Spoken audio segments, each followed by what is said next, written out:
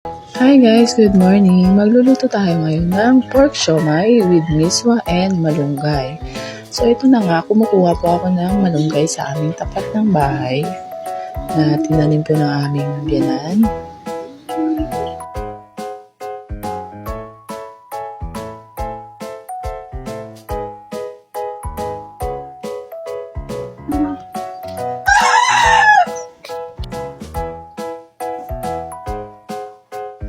So, ito na po, habang kumukuha po ako ng malunggay, naigisa ko na po palang ating pork siomai sa luya, sibuyas at bawang. Tapos, sinabawan ko na po at linagyan ko na rin ng ating miswa. So, pagkatanggal ko po ng mga dahon ng malunggay, hinalo ko na rin po sa ating pork siomai habang ito po ay kumukulo. So, pakulaan lang po natin ito ng mga 1 minute para hindi po siya ma-overcook.